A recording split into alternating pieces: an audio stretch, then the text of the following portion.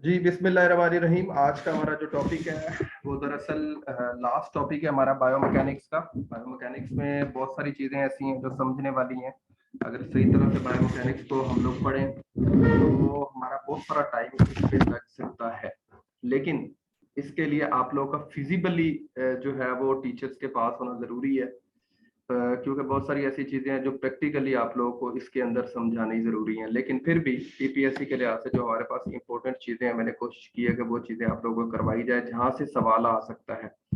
मैंने पहले दिन बताया था कि बायोमैकेनिक्स से 1 से 2-3% सवाल आते हैं, यानी कि सिर्फ एक सवाल आ सकता है, दो आ सकते हैं, तीन, बस इससे ज्यादा नहीं आएंगे।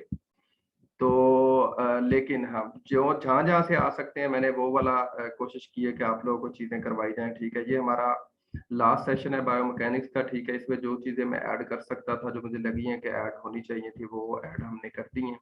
तो हम इसका स्टार्ट लेते हैं जी। हमारा जो आज का टॉपिक है वो linear kinematics for analysing human movement है, कि इंसानी मूवमेंट जो है वो अगर उसको लीनियर काइनेमेटिक्स में देखा जाए तो क्या क्या चीजें उसमें शामिल है।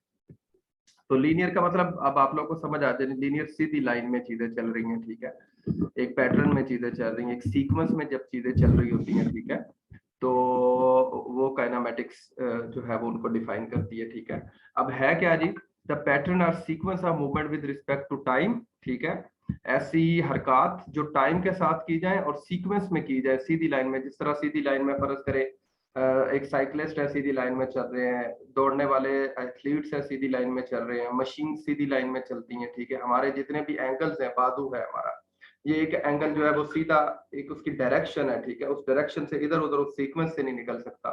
हम लोग भागते हैं तो एक सीक्वेंस में भागते हैं। ठीक है, तो ये सारी चीजें जो हैं वो हमारी लीनियर काइनेमेटिक्स में आती हैं। जिस तरह 100 मीटर की रेस है, अगर आप लोग लगाते हैं, चाहे वो हर्डल्स के ऊपर लगाएं, ठीक है, तो ये सारी काइनेमेटिक्स में आती है। तो movement kinematics also refer to as form of technique. दरअसल इसको टेक्निकली हम लोग देखते हैं कि ये जो दौड़ना है, भागना है, ये टेक्निकली कैसा है। तो लीनियर काइनेमेटिक्स में जब देखें तो व्हाट इज लीनियर डिस्प्लेसमेंट, इसमें हम लोग देखते हैं कि लीनियर डिस्प्लेसमेंट क्या है। अगर आप लीनियर डिस्प्लेसमेंट को देखें तो डिस्प्लेसमेंट, जैसा कि आप लोगों को पता है कि एक जो है वो वेक्टर क्वांटिटी है। ठीक है, वेक्टर क्वांटिटी कौन सी होती है जी, वेक्टर क्वांटिटीज कौन सी होती हैं। आवाज आ रही, मैंने अभी फैन ऑन किया है, तो अगर आप लोग को आवाज दोबारा कंफर्म करा दे, आवाज आ रही। जी सर, आ रही है आवाज। अच्छा जी, तो लीनियर, मैं थोड़ी आवाज अपनी साउंड जो है वो भी ऊंचा कर लेता हूँ। तो लीनियर जो डिस्प्लेसमेंट है, असल है क्या चीज, हम लोगों ने 9th में भी पढ़ा है, 10th में भी पढ़ा है, अगर आप लोगों ने एफएससी की है तो वहां पे भी पढ़ा है। तो डिस्प्लेसमेंट होता है डिस्प्लेस होना किसी चीज का, एक पॉइंट से दूसरे पॉइंट तक जाना। लेकिन क्योंकि लीनियर है, सीधे जाना। जब आप सीधा जाते हैं तो वो ऐसी चीज होती है जो कि जिसमें हमको दो चीजें प्रोवाइड करनी होती है, यानी उस समझने के लिए उसको दो चीजें प्रोवाइड करनी जरूरी होती हैं। एक होती है क्वांटिटी, यानी आप कह सकते हैं अददी कीमत उसकी। ठीक है, अदद यानी कि 20 है, 25 है। ठीक है, और साथ उसकी डायरेक्शन। जब डायरेक्शन और आप उसका मैग्नीट्यूड देते हैं, ठीक है, तो इसका मतलब होता है कि आप क्या कर रहे हैं, आप उसको वेक्टर क्वांटिटी को डिस्कस कर रहे हैं। ठीक है, तो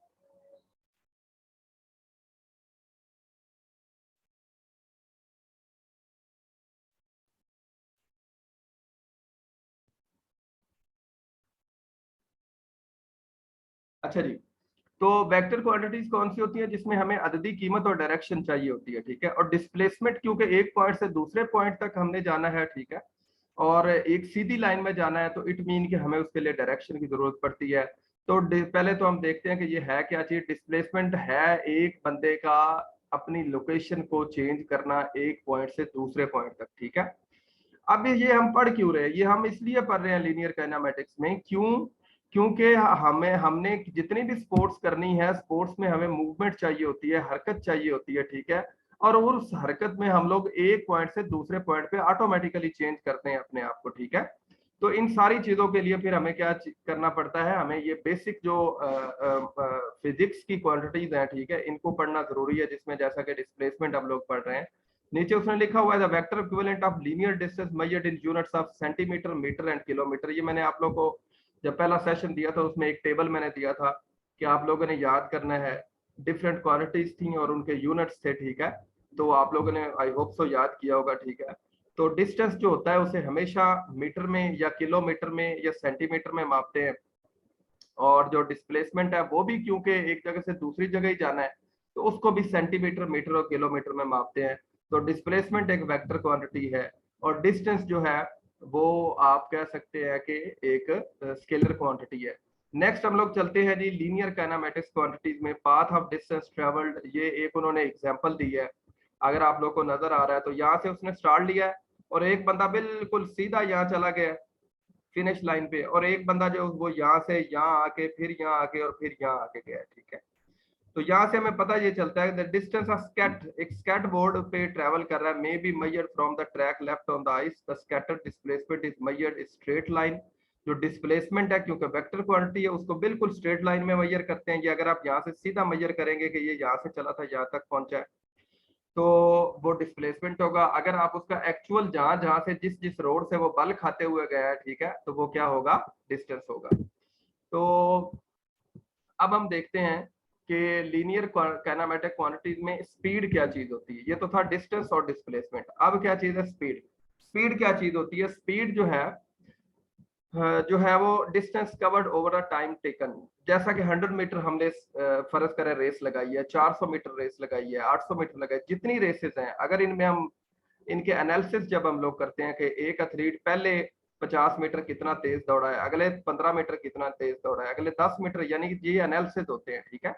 जब हम एनालिसिस करते हैं एथलीट का, ठीक है, तो हम लोग उनकी स्पीड को देखते हैं और स्पीड निकालने का जो फार्मूला होता है वो डिस्टेंस ओवर टाइम होता है कि बंदे ने जितना फासला तय किया है कितने टाइम में किया। अगर इन दोनों को आप तकसीम करेंगे तो आपके पास उस बंदे की स्पीड आ जाएगी कि वो 10 किलोमीटर पर घंटा चल रहा था, 20 किलोमीटर पर घंटा चल रहा था या 30 किलोमीटर पर घंटा चल रहा था। और ये एक स्केलर क्वांटिटी होती है, ठीक है, और इसे आप मेजर करते हैं मीटर ओवर सेकंड्स में, यानी कि डिस्टेंस को मीटर में लेते हैं, टाइम को सेकंड्स में लेते हैं, तो मीटर ओवर सेकंड्स हो जाता है। और लीनियर काइनेमेटिक्स क्वांटिटीज में एक बड़ी अहम चीज है, इसको मैं थोड़ा सा रेड कर रहा हूँ, ठीक है। समटाइम आप लोगों से ये पूछ सकता है बंदा, तो इसको मैं थोड़ा सा हाईलाइट कर रहा हूँ, अगर आप लोग को ये नजर आ रहा है तो मैं हाईलाइट कर दिया जी। Running speed is the product of stride length and stride frequency. अब देखिए कि रनिंग की जो स्पीड है, जब हम भागते हैं, एथलीट्स भागते हैं, ठीक है, तो जो उनकी स्पीड है उसको किस तरह हम लोग इंप्रूव करेंगे या उनकी स्पीड का किस तरह जो है वो हम बेहतर उसको कर सकते हैं। तो याद रखें, number 1 STRIDE length. STRIDE length क्या होती है, एक पाँव से दूसरे पाँव का दरमियानी फासला, यानी एक बिलांग जिसे हम कहते हैं, ठीक है। यानी कि एक पाँव से दूसरा पाँव जब उसने लगाया तो उन दोनों का दरमियानी फासला, उसको हम लोग बढ़ाएंगे। और स्ट्राइड फ्रीक्वेंसी, और उसने एक सेकंड में कितने कदम लिए हैं, ये दो चीजों को जब हम जरब देखें तो हमारे पास रनिंग स्पीड आ जाएगी। यानी रनिंग स्पीड असल में हासिल जरब होता है स्ट्राइड लेंथ और स्ट्राइड फ्रीक्वेंसी। समझ आई इस चीज की। तो ये बात आप लोगों ने याद रखनी है, कभी भी पेपर में पूछा जा सकता है कि running speed is the product of किस किस चीज का, तो स्ट्राइड लेंथ और स्ट्राइड फ्रीक्वेंसी। सर जी बेटा बोले। सर ये स्ट्राइड लेंथ ये दोबारा जी स्ट्राइड लेंथ होती है, ये जिस तरह आप लोग को ये पिक्चर नजर आ रही है एथलीट्स की, तो ये एक पाँव उसने जमीन पे लगाया है और जब दूसरा पाँव वो जमीन पे लगाएगा तो इनका दरमियानी फासला। अब देखिए एक बंदे के कदम ही बड़े खुले खुले वो कदम रखता है, तो वो तो हमसे चलने में भी तेज होगा और भागने में तो और तेज होगा, ठीक है। तो फिर ये ट्रेनिंग जब हम प्लान बनाते हैं किसी एथलीट की स्पीड बढ़ाने के लिए, तो उसमें हम ऐसी एक्सरसाइजेज ऐड करते हैं जिससे उसकी स्ट्राइड लेंथ बढ़ जाती है। और स्ट्राइड फ्रीक्वेंसी क्या है, एक सेकंड में आपने कितने कदम लिए, यानी आपके कदमों में तेजी कितनी है, समझ आ रही है। तो STRIDE length and stride frequency को जब आप जरब देंगे तो आपकी स्पीड आ जाती है जी। लीनियर काइनेमेटिक्स में एक और चीज है जिसे हम बोलते हैं वेलोसिटी। अब देखें, एक है स्पीड। स्पीड एक स्केलर क्वांटिटी है, समझ आ रही है। ये अभी हम लोग पढ़ के आके speed is a scalar quantity, इसको मैं मजीद हाईलाइट कर देता हूँ आप लोग की आसानी के लिए। और नेक्स्ट हम लोग चलते हैं, तो हमारे पास है वेलोसिटी। वेलोसिटी जो है वेक्टर क्वांटिटी है। क्यों क्यों क्यों क्यों, इसके पीछे वजह है। इसके पीछे वजह ये है कि अगर आप गौर से देखें तो जो स्पीड थी, स्पीड जो थी वो डिस्टेंस ओवर टाइम था। और डिस्टेंस क्योंकि स्केलर क्वांटिटी है सो स्पीड भी स्केलर क्वांटिटी होगी। और जो वेलोसिटी है वो डिस्प्लेसमेंट ओवर टाइम है, यानी डिस्प्लेसमेंट को तकसीम करेंगे टाइम से। तो डिस्प्लेसमेंट क्योंकि हम पीछे बढ़ के आ रहे हैं वेक्टर क्वांटिटी है, तो इस तरह ये क्या हो जाएगा, ये भी वेलोसिटी भी वेक्टर क्वांटिटी हो जाएगी। सो इसका जो यूनिट है, क्योंकि डिस्प्लेसमेंट को मीटर में मेजर करते हैं, टाइम को सेकंड में मेजर करते हैं, तो मेजर्ड इन यूनिट्स जो होगा, वेलोसिटी मेजर किस में की जाएगी, इसका जो यूनिट होगा वो मीटर पर सेकंड होगा। तो याद करने वाली चीज ये जो कुछ हम लोग पढ़ रहे हैं वो ये है कि आप लोगों ने स्पीड जो है वो दरअसल स्केलर क्वांटिटी है और वेलोसिटी जो है वेक्टर क्वांटिटी है, और इनको मीटर पर सेकंड में मापा जाता है दोनों को। ये चीजें फिलहाल आप लोगों ने याद करनी है, ज्यादा इनके फार्मूलाज को अगर आप ना भी डीपली याद करें तो कोई मसला, लेकिन जो बेसिक चीजें हैं वो आप लोगों ने याद करनी है। अब एग्जांपल उसने दिया वेलोसिटी की, कि velocity of a swimmer in a river. अब क्योंकि ये वेक्टर क्वांटिटी है तो वेक्टर जो होता है वो इसका निशान ये होता है, एक एरो होता है, ठीक है, फ्रंट पे एक लाइन के एरो होता है और पीछे उसकी टेल होती है, ठीक है। सेम अब हुआ क्या है कि यहाँ से एक स्विमर जो है वो यहाँ से चला है और यहाँ तक आ गया, लेकिन अगर हम उसकी वेलोसिटी निकालेंगे तो फिर हम लोगों को दो वेक्टर्स लेने पड़ेंगे और उन दो वेक्टर्स को आपस में हेड और टेल के रूल के तहत जोड़ना पड़ेगा, और फिर उनका ये जो रिजल्टेंट वेक्टर होगा ये उनकी रिजल्टेंट असल में वेलोसिटी होगी, ठीक है। और ये हम लोग दोनों का क्या फर्क करें, ये 10 है और ये 5 है, तो 10 जमा 5 कितना हो गया, 15। तो रिजल्टेंट वेलोसिटी कितनी हो जाएगी, 15 हो जाएगी, ठीक है। तो नेक्स्ट हम लोग चलते हैं, तो लीनियर काइनेमेटिक क्वांटिटीज में हमारे पास है एक्सेलरेशन। सर स्केलर क्वांटिटी और वेक्टर क्वांटिटी एक दफा डिफाइन कर दें। जी, वेक्टर क्वांटिटी स्केलर को मैं बता देता हूँ क्या चीजें होती हैं। वेक्टर क्वांटिटी जो होती है दरअसल वो चीज होती है जिसमें हमें डायरेक्शन हर सूरत बतानी होती है। मैं एग्जांपल देता हूँ आप लोग को, आसान एग्जांपल देता हूँ। अगर मैं ये कहूँ कि मुझे दूध चाहिए 25, मुझे दूध 25 चाहिए, या मुझे ऑयल चाहिए 40, तो मुझे बताएं कि 25 और 40 का कोई मतलब नहीं बनता कि क्या 25 और 40। हम जब तक ये नहीं कहेंगे कि मुझे लीटर या किलोग्राम या मीटर इतना चाहिए, 25 मीटर 40 मीटर, तो तब अगले बंदे को पूरी समझ आती है।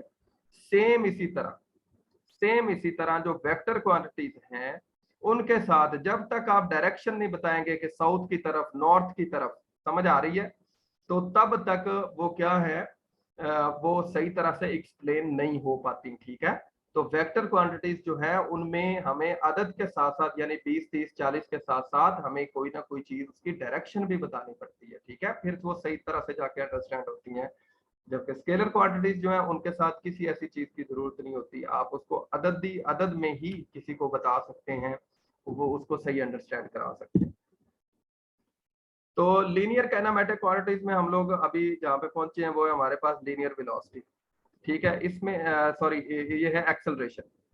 एक्सेलरेशन क्या चीज है, एक्सेलरेशन बड़ी इंपॉर्टेंट चीज है हमारी फिजिकल एजुकेशन में। जब एक 100 मीटर का एथलीट तेजी से दौड़ता है तो पहले 40-50 मीटर वो अपने आप को एक्सेलरेट करता है। एक्सेलरेट का मैं अगर आप लोग को सिंपल मतलब बताऊं तो एक्सेलरेट का मतलब ये है कि आप किसी बाइक की रेस को पकड़ें और उस रेस को आप आहिस्ता से दबाएं, तो आपको पता है ना रेस बढ़ती है, आवाज चेंज होती है बाइक की, ठीक है।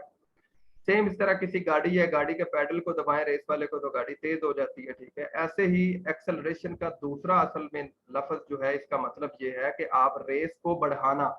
एक्सेलरेशन का मतलब रेस नहीं है, रेस को बढ़ाना, एक्सेलरेट करना, ठीक है।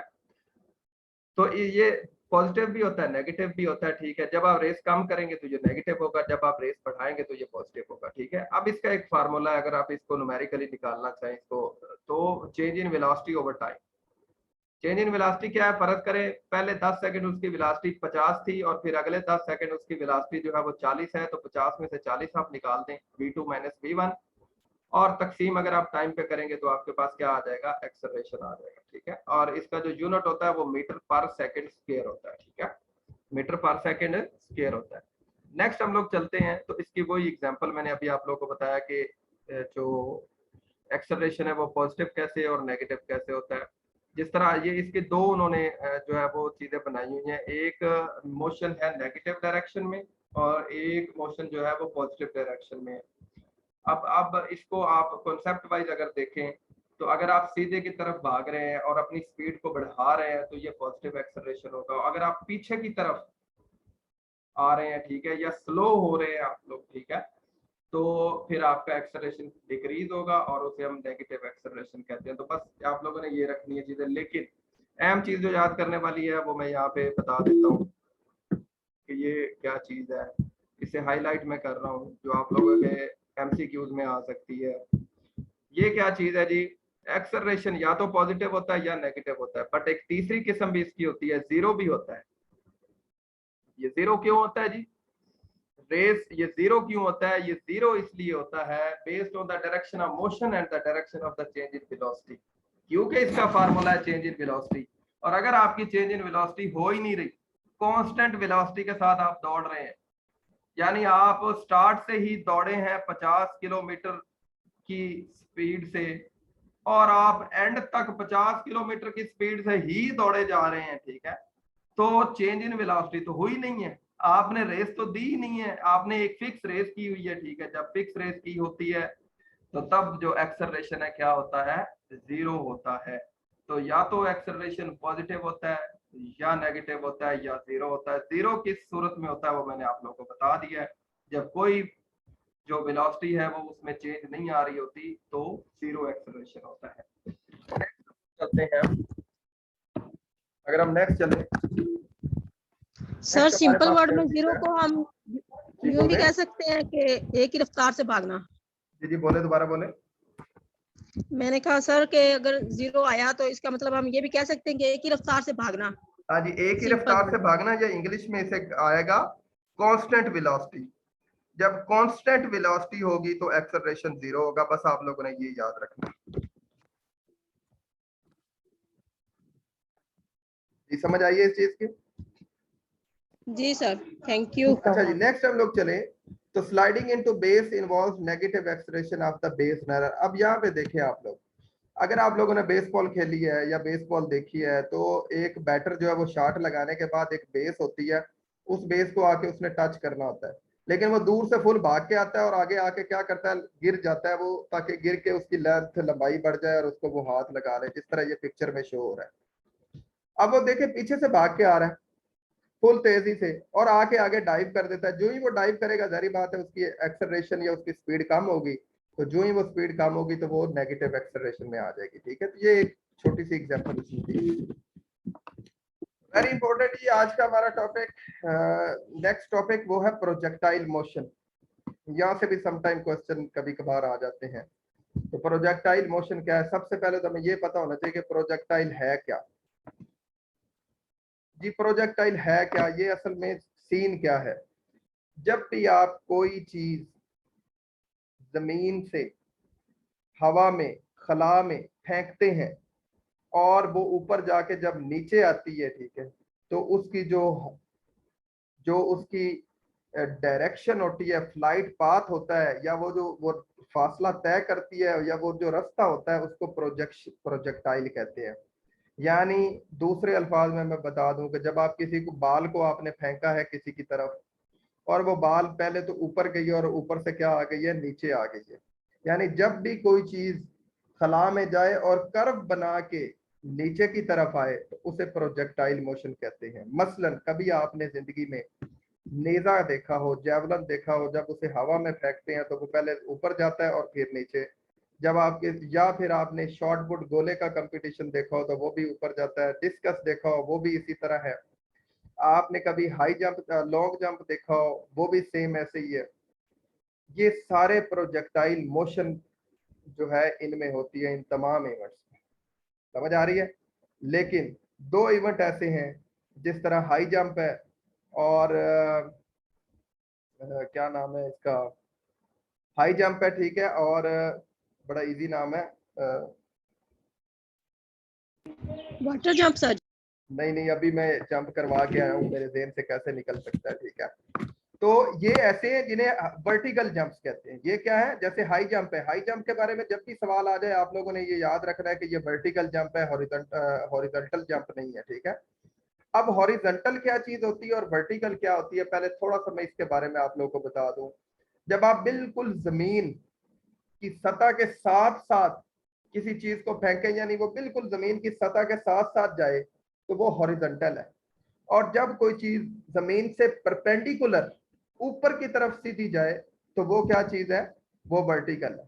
तो हाई जंप हमेशा वर्टिकल होता है क्योंकि ऊपर जाके आपको नीचे आना होता है। और इस तरह जो है ये वाले जो जंप्स है ये वर्टिकल होते हैं, ठीक है। वो तीसरा जो है वो अभी मेरे माइंड में आ जाएगा, मैं दूसरा बता देता हूँ आप लोगों को। लेकिन प्रोजेक्टाइल में क्या मसला होता है, प्रोजेक्टाइल में ये होता है कि जमीन से चीज उठती है जिस तरह नेजा है, और जमीन से उठने के बाद वो ऊपर जाती है और ऊपर जाके कहीं आगे जाके गिर जाती है।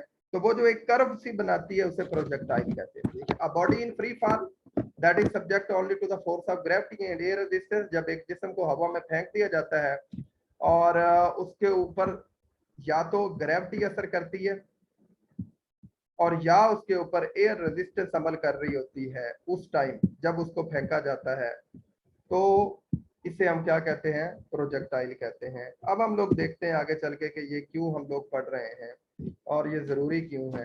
Kinematics of projectile motion, why do we analyse the horizontal and vertical component of projectile motion. ये वही आ गया जो अभी मैंने आप लोगों को समझाया है,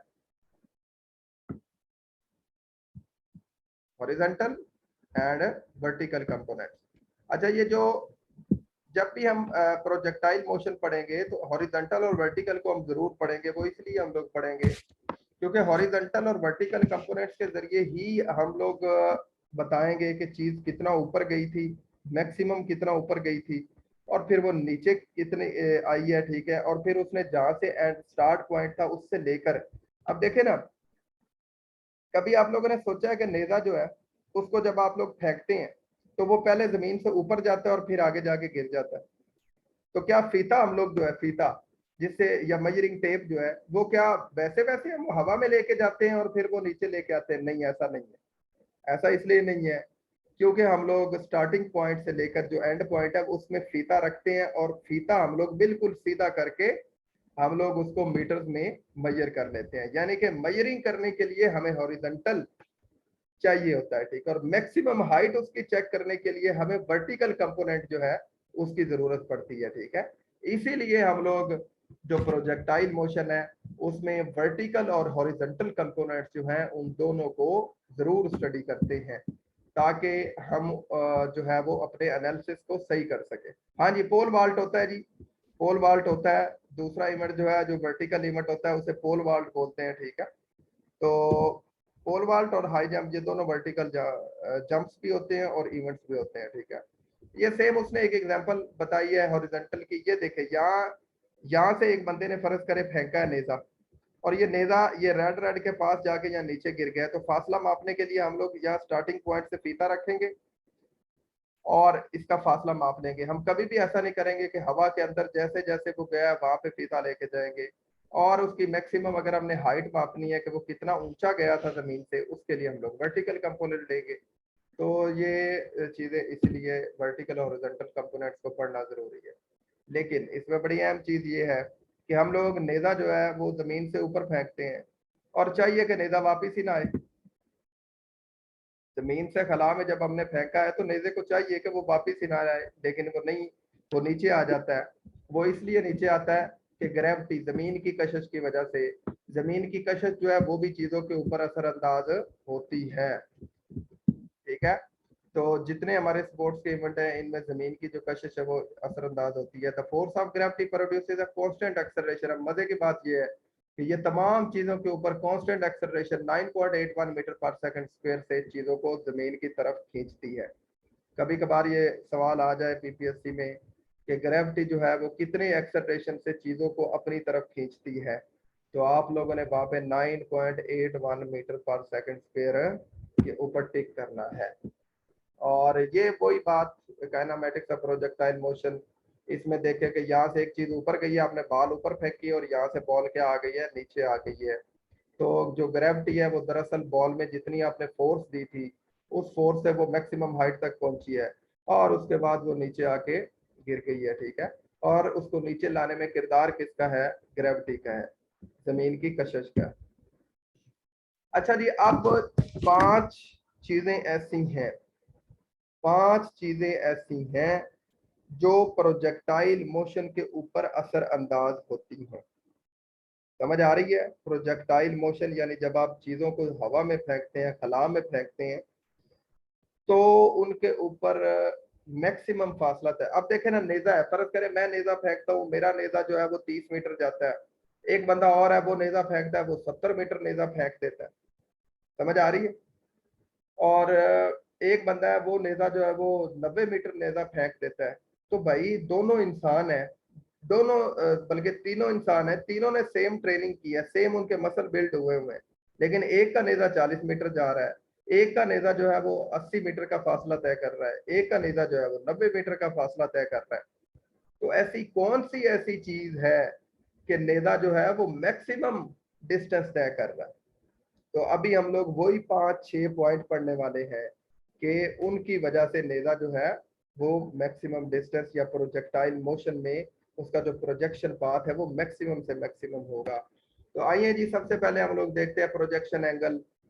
प्रोजेक्शन एंगल क्या चीज है फिजिक्स में अगर जमीन से 45 डिग्री के एंगल पे आप चीजों को फेंकेंगे तो वो मैक्सिमम फासला तय करती है।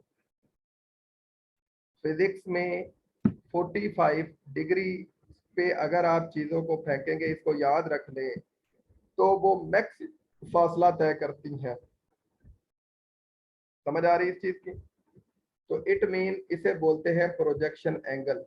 अब जो प्रोजेक्शन एंगल है, प्रोजेक्शन जो एंगल है, नंबर 1 जो इन्फ्लुएंस करता है प्रोजेक्टाइल ट्रेजेक्ट्री। ट्रेजेक्ट्री क्या चीज है, वो जो उसने कर्व में फासला तय किया है। जो पहला फैक्टर है जो इन्फ्लुएंस करता है प्रोजेक्टाइल मोशन की ट्रेजेक्ट्री पे, वो प्रोजेक्शन एंगल है। अगर आपने एंगल सही नहीं दिया तो चीज नीचे गिर जाएगी। इसकी एग्जांपल आप लोगों को मैं बता देता हूँ।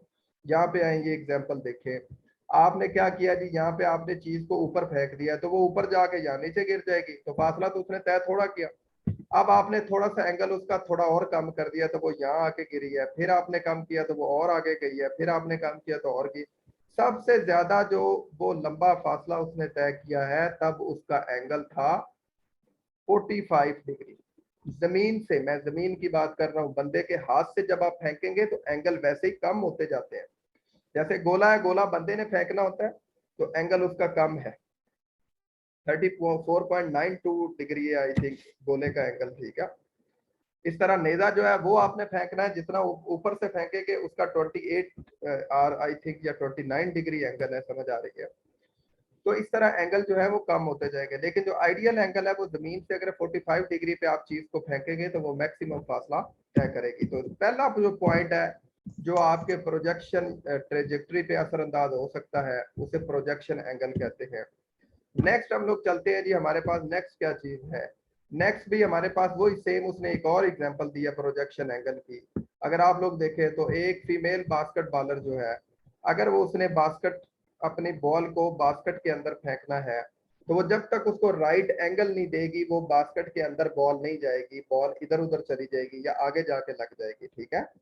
तो यहाँ पे भी जो हमारा एंगल है वो असरअंदाज, तकरीबन बहुत सारी गेम्स में जो एंगल है वो असरअंदाज होता है। नेक्स्ट हमारे पास जो चीज है वो है प्रोजेक्शन स्पीड। अब देखे, आपने एंगल तो सही दे दिया और स्पीड आपने पीछे से जोर थोड़ा लगाया, फोर्स थोड़ी लगाई है, तो वो चीज इधर ही गिर जानी है। यानी स्पीड आपने मैक्सिमम लगानी है और एंगल आपने एक्यूरेट रखना है, तो फिर वो चीज मैक्सिमम फासला तय करेगी। समझ आ रही है। नेक्स्ट जो चीज, जिस तरह ये गोला है, उसने गोला अगर स्लो फेंका तो नीचे गिर जाएगा, समझ आ रही है। एंगल उसका सही था लेकिन उसने फेंक दिया इधर ही गिर गया, तो स्पीड उसकी होना ज्यादा जरूरी है। तो ये सारी चीजें उससे रिलेटेड आ रही हैं। नेक्स्ट हमारे पास जो चीज आ रही है जो इस अच्छा, प्रोजेक्शन स्पीड होगी और उसके बाद हमारे पास है रिलेटिव हाइट। अगली क्या चीज है जो असरअंदाज होती है प्रोजेक्शन ट्रेजेक्ट्री पे, वो है रिलेटिव हाइट। अब देखे, एक बंदे ने जमीन से 45 डिग्री का एंगल दिया था तो मैक्सिमम चीज गई। एक बंदा है वो कमरे के ऊपर खड़ा होकर 45 ही एंगल देता है, तो वो चीज क्योंकि आपने हाइट जमीन से ऊपर कर दी है, चीज ने जमीन पे आके गिरना है, तो एंगल कम हो जाएगा उसका, उसको कम एंगल देना चाहिए था लेकिन उसने 45 ही दिया है, तो चीज क्या होगी, वो करीब गिर जाएगी, मैक्सिमम फासला तय नहीं करेगी। और नेक्स्ट हम लोग चलते हैं। तो नेक्स्ट हमारे पास जो है ये वही चीजें दी हुई हैं, वेरिएबल दी हुए हैं, फ्लाइट टाइम है, हॉरिजॉन्टल डिस्प्लेसमेंट है, वर्टिकल डिस्प्ले, ट्रेजेक्ट्री वगैरह। ये इसको आप लोग सिर्फ 4 फैक्टर आप लोगों ने याद करने हैं इसमें जो असरअंदाज हो रहे हैं।